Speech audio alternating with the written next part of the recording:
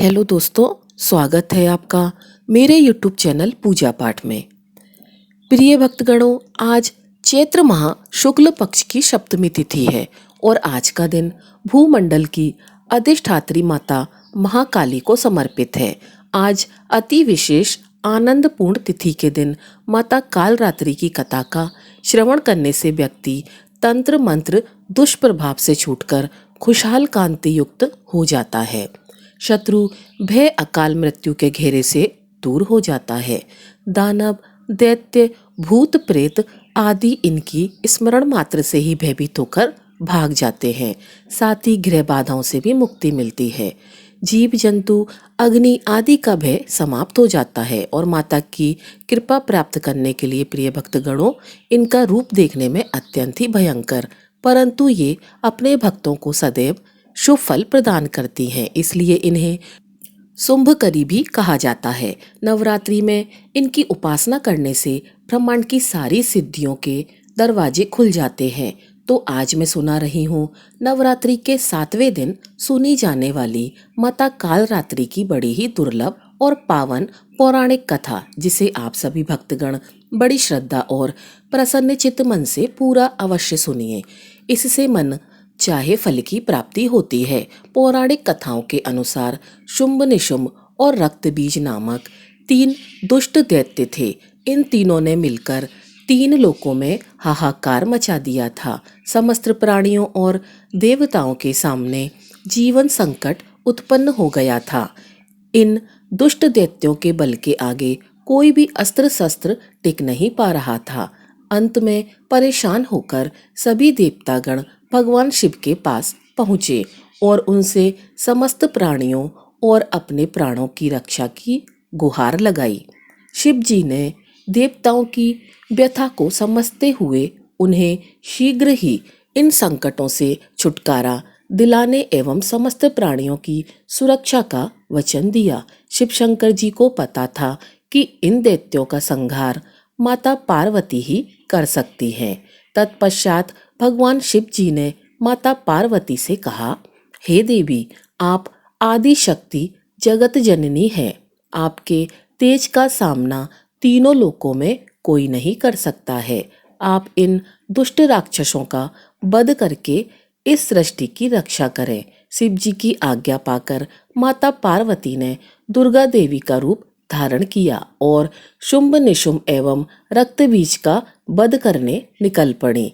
मगर उन दानवों को समाप्त करने में एक विकराल समस्या थी। रक्तबीज को यह वरदान मिला हुआ था, जहां भी उनके रक्त की एक भी बूंद नीचे गिरेगी, वहां रक्तबीज जैसा दूसरा दानव उत्पन्न हो जाएगा, जिसके कारण उसका वध करना अत्यंत कठिन हो जाता था। माँ दुर्गा ने दानवों की सेना का संहार करना आरंभ कर दिया। भीषण युद्ध हो रहा था। ऐसा लगता था जैसे पृथ्वी रक्त से लाल हो जाएगी।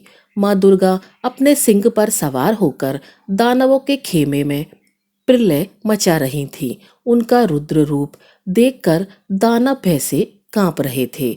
चारों तरफ रक्त और लाशों का अंबार लग गया था। सभी दानव काल के गाल में समा गए, मगर असल कार्य तो रक्तबीज का वध करना था। माँ दुर्गा जब भी रक्तबीज पर प्रहार करती, वह हंसने लगता और जहां भी धरती पर उसका रक्त गिरता, सैकड़ों रक्तबीज पुनः उठकर माता से युद्ध करने लगते। माता समझ गई कि इसका वध करने के लिए इसका रक्त भूमि पर नहीं गिरने देना है। आदि शक्ति माता दुर्गा ने उसी क्षण अपने तेज से माँ कालरात्रि को उत्पन्न किया और जैसे ही माँ दुर्गा ने रक्तबीज का सर काटा, कालरात्रि ने उसका रक्त नीचे गिरने से पहले ही अपने मुंह में भर लिया और दूसरा रक्तबीज उत्पन्न ही नहीं हो सका। इस प्रकार माँ दुर्गा के स्वरूप कालरात्रि प्रकट हुई और रक्तबीज का वध हुआ। तभी से माँ का रात्रि देवी के 7वें स्वरूप के रूप में स्थापित है। प्रिय भक्तगणों, इस दिन जो भी साधक व्रत करता है और माता की कथा का श्रवण करता है, उनका पूजन करता है उसके लिए ब्रह्मांड की समस्त सिद्धियों के द्वार खुलने लगते हैं। उसके समस्त पापों विघ्नों का नाश हो जाता है। उसे अभय पुण्य लोकों की प्राप्ति होती है। माँ कालरात्रि दुष्टों का विनाश करने वाली है। नवरात्रि के 7वें दिन कालरात्रि की पूजा की जाती है। कालरात्रि देवी दुर्गा का ही एक रूप है, जिसे दैत्य रक्त बीज के वध के लिए माता ने अपने तेज से उत्पन्न किया था। माँ दुर्गा की 7वीं शक्ति कालरात्रि के नाम से जानी जाती है। इनका रंग काला है, जो अंधकार का प्रतीक है। इनके बाल बिखरे हुए हैं, जो इनकी उग्रता का प्रतीक है। इनके गले में बिजली की माला है, जो इनकी शक्ति का प्रतीक है। इनकी 3 आंखें हैं, जो इनके ज्ञान और दृष्टि का प्रतीक है। इनकी नासिका के श्वास प्रश्वास से अग्नि की भयंकर ज्वालाएं निकलती रहती हैं। इनका वाहन दर्भग गदा है। ऊपर उठे हुए दाहिने हाथ की बरमुद्रा से सभी को आशीष प्रदान करती है। दाहिनी तरफ का नीचे वाला हाथ अभय मुद्रा में है। बाएं तरफ के ऊपर वाले हाथ में लोहे का कांटा तथा नीचे वाले हाथ में खड़ंग कटार है। माँ कालरात्रि का स्वरूप देखने में अत्यंत भयानक है, लेकिन यह सदैव शुभ फल ही देने वाली है। इसी कारण इनका नाम शुंभकरी भी है। अतः इनसे भक्तों को किसी प्रकार से भी भयभीत तथा आतंकित होने की कोई आवश्यकता नहीं। यह माता पूर्णतः ममताईमयी है। प्रेम से बोलिए जय माँ काली। ओम नमः शिवाय। प्रिय भक्तगणों, अब आइए सुनते हैं माता काली की दूसरी कथा। वही दूसरी कथा के अनुसार एक समय दारुक नाम के पापी असुर ने ब्रह्मा जी की तपस्या करके उन्हें प्रसन्न कर लिया। ब्रह्मा जी से पाए वरदान के कारण दारुक अत्यंत बलशाली हो गया। वह देवताओं और ब्राह्मणों को परेशान करने लगा। वह उन पर अत्याचार करने लगा और धार्मिक अनुष्ठान यज्ञ बंद करवा दिए और स्वर्ग को चला गया। सभी देवता विचलित होकर ब्रह्मा जी और विष्णु जी के पास सहायता मांगने के लिए चले गए। ब्रह्मा जी ने बताया कि दारुक का नाश सिर्फ एक स्त्री के हाथ से ही हो सकता है। सभी बड़े बड़े देवता भी उससे युद्ध में हार चुके थे। अंत में अब निश्चित किया गया कि दारुक का भगवान शिव की पत्नी माता पार्वती वध करेंगी। भगवान शिव ने अपना तीसरा नेत्र खोलकर भयानक और प्रचंड महाकाली को जन्म दिया। उनका शरीर काले रंग का था। माता काली के माथे पर तीसरा नेत्र और चंद्र रेखा थी। उनके हाथों में त्रिशूल और कई प्रकार के अस्त्र शस्त्र थे। महाकाली के प्रचंड रूप को देखकर सभी जन थरथर कांपने लगे और वहां से भागने लगे। युद्ध में दारुक महाकाली से पराजित हुआ और इस तरह उस दुष्ट का अंत हुआ। महाकाली के भयानक रूप से चारों तरफ अग्नि की भयानक लपटें उत्पन्न हो गईं। महाकाली के क्रोध को भगवान शिव ही रोक सकते थे, इसलिए उन्होंने एक बालक का रूप लिया। भगवान शिव शमशान पहुंचे और वहां बालक के रूप में लेटकर रोने लगे। छोटे बालक को देखकर महाकाली का क्रोध शांत हो गया। उनके हृदय में ममता भावना जागृत हो गई। उन्होंने शिवजी रूपी छोटे बालक को उठाया और अपने स्तनों से दूध पिलाने लगी। इसलिए कहते हैं शिवधात्री। इस प्रकार से शिवजी ने उनके क्रोध को पी लिया। इस प्रकार महाकाली का भयानक और प्रचंड क्रोध शांत हुआ। इसके बाद महाकाली मूर्छित हो गईं। उन्हें होश में लाने के लिए भगवान शिव ने तांडव नृत्य किया। होश में आने पर वह पुनः माता पार्वती के रूप में आ चुकी थीं। माता पार्वती भगवान शिव का नृत्य देखकर नृत्य करने लगीं, जिसके कारण उन्हें योगिनी के नाम से पुकारा जाता है। एक बार प्रेम से बोलिए जय माता काली। अब आइए सुनते हैं माता काली की बहुत ही दुर्लभ और चमत्कारी कथा। सुंदरपुर नामक एक बहुत ही सुंदर नगर था। उस नगर में माता काली का एक विशाल और भव्य मंदिर था और उस मंदिर के बाद चारों तरफ जंगल और झाड़ी वीरानी का इतना गहन साम्राज्य था कि शाम के समय उधर कोई भी भूला भटका नहीं जाता था। यहाँ तक कि मंदिर के पुजारी भी धुंधली छाने से पहले ही मंदिर में दिया जलाकर आरती वगैरह करके माँ को शयन करा के जल्दी से निकल जाते थे। उसी मंदिर के पास एक नहर थी। नहर के उस पार उसी गांव में एक ब्राह्मण रहते थे जो कि माता काली के बहुत बड़े भक्त थे। स्वभाव से अत्यंत भोले और कुलदेवी माता काली के अनन्य भक्त थे। लोगों के लाख मना करने के बावजूद जाड़ा गर्मी बरसात मौसम कैसा भी हो, रात को भोजन करके सोने से पहले वह नहर पार करके मंदिर में मत्था टेकने जरूर जाते थे। ऐसे ही फूस की एक सर्द रात थी। वातावरण में गहरी धुआं छाई हुई थी क्योंकि उस समय घड़ी का उतना चलन नहीं था।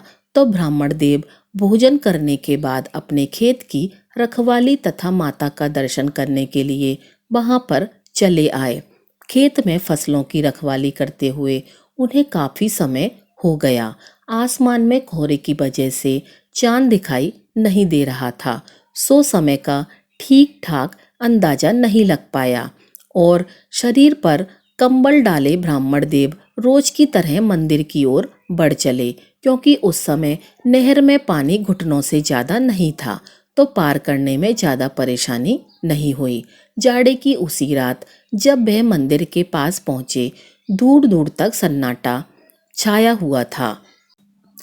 एक पल को उनका शरीर भय के मारे कांप उठा। थोड़ी देर में उन्हें आभास हुआ कि उनके इर्द गिर्द कई सारे लोगों का जमावड़ा हो चुका है जो आहिस्ते आहिस्ते उन्हें अपने घेरे में लेने के लिए अपना घेरा तंग कर रहे हैं। ब्राह्मण देव ने कहा, हे माँ, क्या आज की रात तुम्हारे धाम पर ही मेरी जीवन लीला समाप्त हो जाएगी? उन्होंने मन ही मन में माता से गुहार लगाई और तब उन्हें लगा कि वह दुष्ट आत्माएं बस उन्हें दबोचने ही वाली हैं। अचानक मंदिर के अंदर रखे हुए नगाड़े अनश जोर जोर से बजने लगे। ब्राह्मण ने चौंके हुए सोचा, रात के इस वक्त मंदिर में कौन बैठा है नगाड़ा बजाने के लिए? उन्होंने अपनी आंखें खोली। आसपास किसी का नामो निशान तक नहीं था। सहसा उनकी नजरें मंदिर के द्वार की ओर उठी। कपाट चौखट खुला हुआ था और उसमें से साक्षात माँ काली बाहर आ रही थी। माता काली ने कहा, क्या रे, यही समय मिला है तुझे मेरे पास आने का? जानता नहीं यह मेरे शयन का समय है। अभी मुझे थोड़ी सी ही देर हो जाती तो तू जिंदा नहीं रहता। फिर कल को लोग यही कहते कि माता काली का इतना बड़ा भक्त था और उन्हीं के धाम पर उसके प्राण ना बच पाए। माता की बातें सुनकर ब्राह्मण ने कहा, माई, यह तो मेरा रोज का नियम है, आज कैसे नागा कर देता? ब्राह्मण माता को देखकर निहाल हो गया और उनके चरणों में लौटने लगा। माता ने कहा, पगले, रोज से आज ज्यादा देर हो गई है, अभी आधी रात का समय हो चला है। ब्राह्मण ने कहा, माई, गलती हो गई, मुझे समय का पता ही नहीं चला, पर क्या करूं, जब तक आपके दर्शन नहीं कर लेता मुझे संतोष ही नहीं मिलता। माता काली ने कहा, जानती हूँ रे पगले, इसलिए तो पहली बार किसी के सामने साक्षात आई हूँ, पर तू यह भी मूर्खता छोड़ दे। आधी रात में इस तरह से मेरे दर्शन करने के लिए मत आया कर। मुझे अपने स्थान से ही स्मरण कर लिया कर, मेरा ध्यान कर लिया कर, मैं तेरे पास चली आऊंगी। ब्राह्मण ने कहा, माई, यह तो मेरी भक्ति है। माता रानी ने उससे कहा, निसंदेह तुम्हारी भक्ति उत्कृष्ट है, इसलिए तो कह रही हूँ। अब आज के बाद तुझे रात में यहाँ आने की कोई आवश्यकता नहीं। तू घर से ही मुझे प्रणाम कर लेना, मैं स्वीकार कर लूंगी। जब दर्शन का जी चाहे दिन में आ जाना। ब्राह्मण ने कहा, माई, क्षमा करो, आपने मुझे साक्षात दर्शन दिए हैं, जीवन धन्य हो गया। अब आपको कष्ट देकर मुझे नरक में नहीं जाना। आप वापस मंदिर में जाइए, मैं स्वयं घर चला जाऊंगा। इस प्रकार से ब्राह्मण ने हाथ जोड़ते हुए विनती की। माता ने कहा, तू चुपचाप घर चल, मैं तुझे घर छोड़कर ही आऊंगी। फिर आगे आगे माता काली और पीछे पीछे ब्राह्मण देव दोनों नहर के पास पहुंचे ही थे कि ब्राह्मण का शरीर झंझना गया। सामने से सफेद धोती और खड़ाऊ पहने एक वृद्ध आदमी आ रहे थे। उन्होंने आगे बढ़कर माता देवी के चरण स्पर्श किए। फिर माता देवी ने सारी बात बता दी। ब्राह्मण ने आगे बढ़कर वृद्ध के चरणों में माथा पटका। उसने कहा, हे देवता, आप कौन हैं? मैंने आपको पहचाना नहीं। बदले में जवाब माता रानी ने दिया, अरे यही तो तुम्हारे गांव के देवता हैं। कभी देखे नहीं तो पहचानोगे कैसे? कि पहर जब मेरा साय करने का समय होता है, यह पूरे गांव क्षेत्र का भ्रमण करते हैं ताकि कुछ अनिष्ट ना हो। ग्राम देवता मुस्कुराए और बोले, माई, अब आप अपने धाम पर जाइए, मैं इसे गांव छोड़कर आता हूँ। प्रिय भक्तगणों, ब्राह्मण का तो जैसे भाग्य ही उदय हो गया। माई के चरणों में देर तक पड़े अश्रु बहाने लगे। फिर गांव के देवता के साथ गांव के समीप आए। ग्राम देवता ने कहा, हे ब्राह्मण, अब तू घर जा। जब भी मन से याद करेगा हम लोग तुम्हारे पास होंगे, लेकिन अंधियारी रात में अपने प्राणों को संकट में डालकर हम लोगों के पास आने की गलती दोबारा मत करना। ब्राह्मण ने कहा, बाबा, जब आप और माई साथ में है तो मुझे क्या सोचना। इससे प्रसन्न होकर ग्राम देवता ने कहा, इसी निर्दोष विश्वास में तो तुम्हारी रक्षा की है बच्चे, लेकिन इसका यह अर्थ नहीं कि तू अपने प्राण जानबूझकर संकट में डाले। मनुष्य को विधाता ने इसलिए विवेकशील बनाया है ताकि वह ऊंच नीच का भेद कर सके। समयानुकूल आचरण सबको करना चाहिए। तुम्हारी आस्था प्रशंसनीय है, इसलिए कहता हूँ, रात विरात यहाँ खराब मौसम में अपने घर से ही याद कर लेना हमें और माता काली को। बाकी जब भी जी चाहे चले आना। यह कहकर ग्राम देवता गांव की सीमा से लौट चले। उस घटना के बाद ब्राह्मण देवता की जीवन धारा ही बदल गई। माता काली और ग्राम देवता के आशीर्वाद से वह ब्राह्मण खुशहाल और धनवान हो गया। उसके घर उसने अनेक संतानों ने जन्म लिया और वह माता काली का अनन्य भक्त हो गया। ओम नमः शिवाय। जय माता काली। तो प्रिय भक्तों, यह थी हमारी आज की कथा। अगर आपको कथा अच्छी लगी हो तो वीडियो को लाइक कीजिएगा और चैनल को सब्सक्राइब कीजिएगा। आपका दिन शुभ हो।